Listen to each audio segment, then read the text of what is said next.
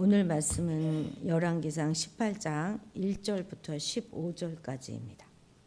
18장 열왕기상 18장 1절부터 15절까지 한 절씩 교독하겠습니다.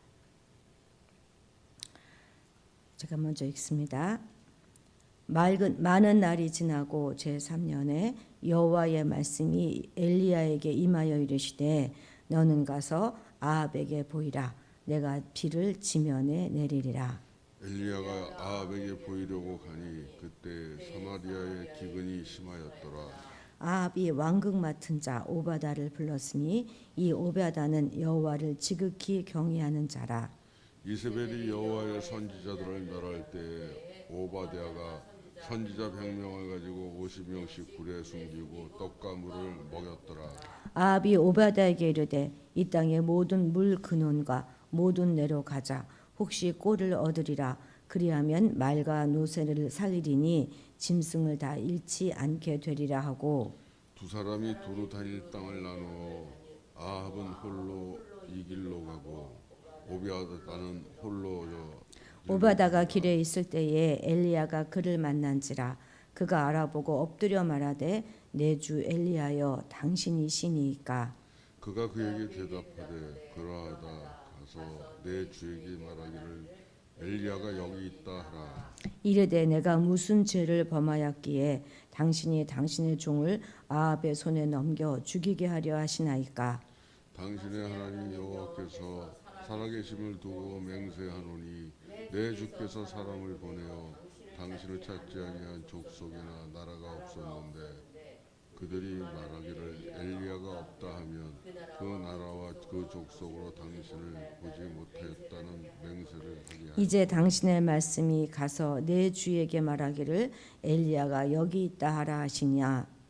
내가 당신을 떠나간 후에 여호와의 영이 내가 알지 못하는 곳으로 당신을 이끌어 가시리니 내가 가서 아합에게 말하였다가 그가 당신을 찾지 못하면 내가 죽임을 당하리이다.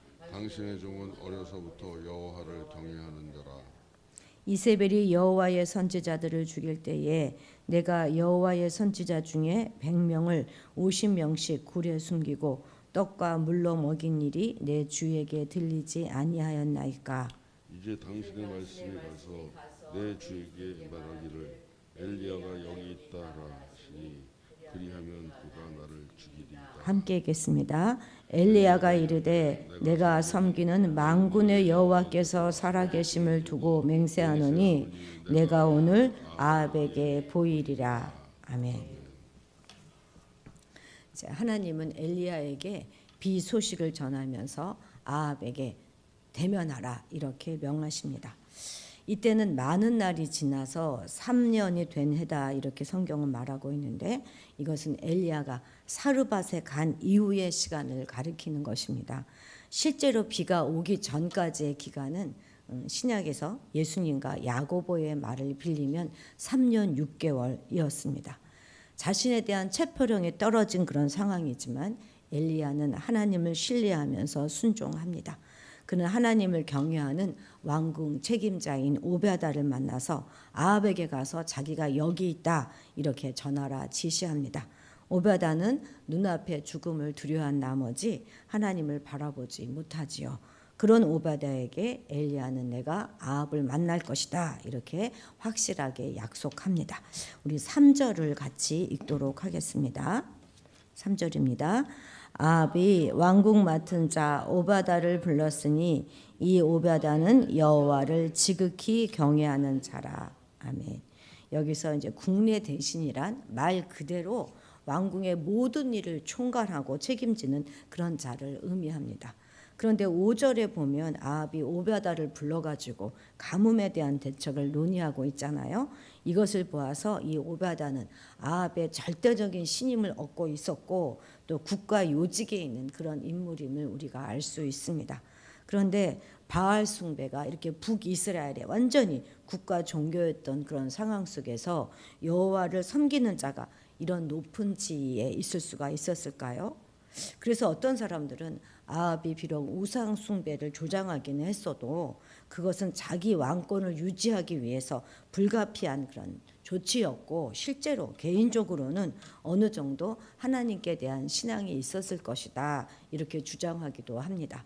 그러나 당시 아합과 이세벨이 여호와의 선지자들 무참하게 아주 학살하였고 그리고 지금 엘리야마저도 죽이기 위해서 혈안이 되어 있는 것을 보면 그렇게 아합에게 여호와 신앙이 있었다 이렇게 보기는 어려울 것 같습니다.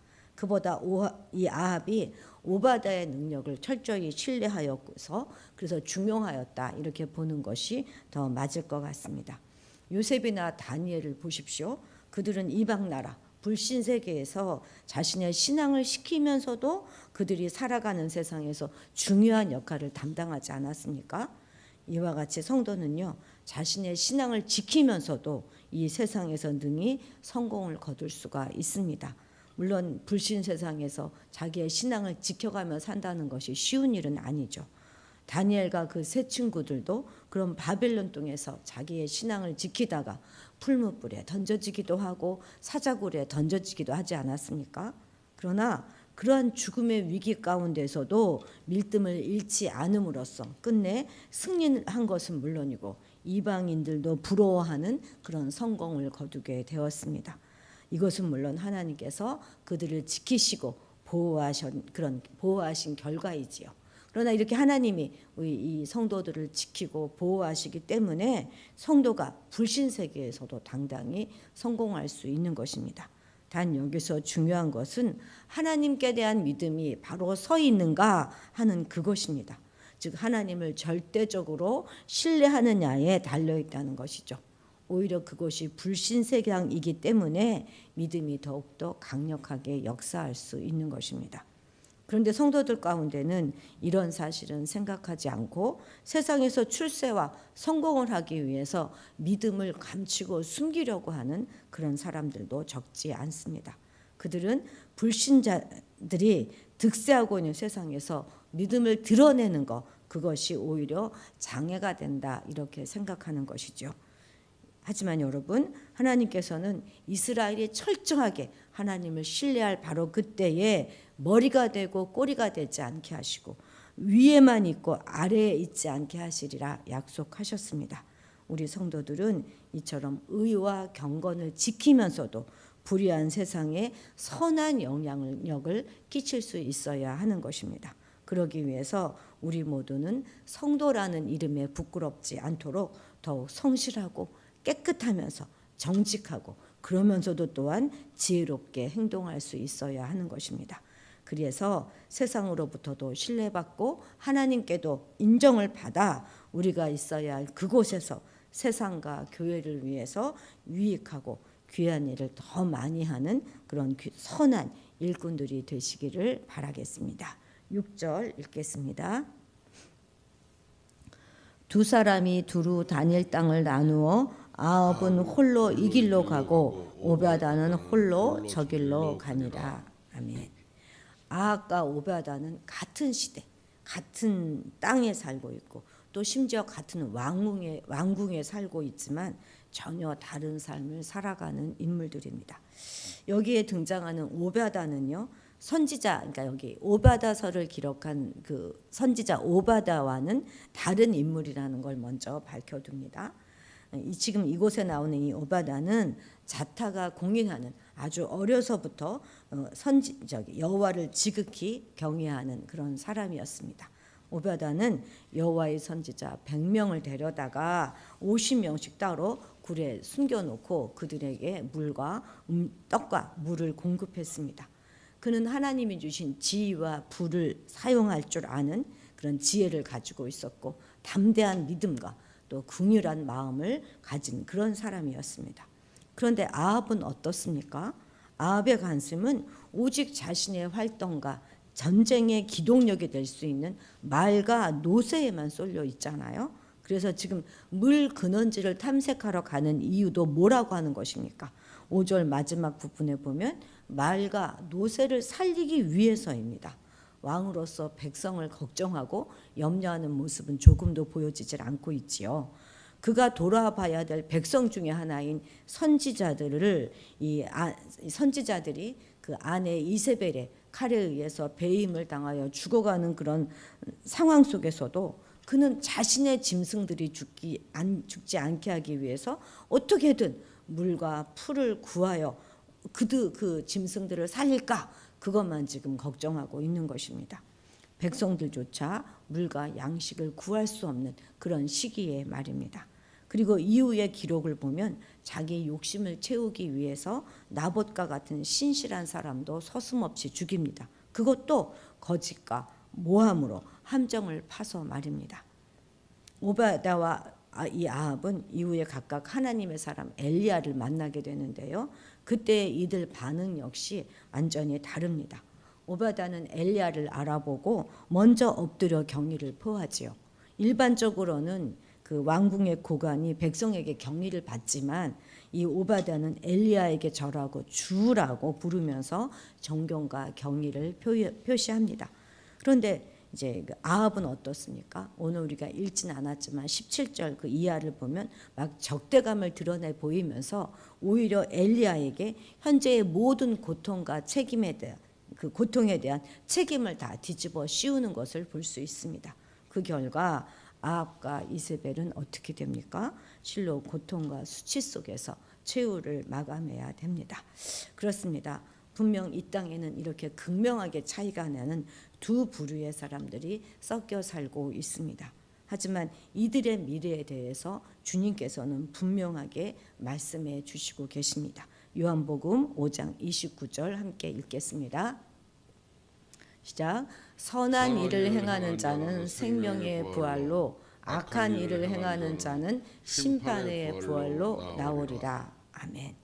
오늘 우리는 이 땅에서 세상 사람들과 섞여 살고 있지만 그 본질과 길, 그리고 미래는 실로 하늘과 땅처럼 다르다는 사실을 분명히 알아야 할 것입니다. 그래서 하늘에 속한 백성답게 어떠한 경우에도 세상의 조류에 휩쓸리지 아니하고 오직 거룩한 믿음의 길을 걸어감으로써 주님의 말씀과 같이 생명의 부활로 나아가 하늘의 영원한 축복을 누리는 그런 자들이 되어야 하겠습니다. 14절도 읽겠습니다.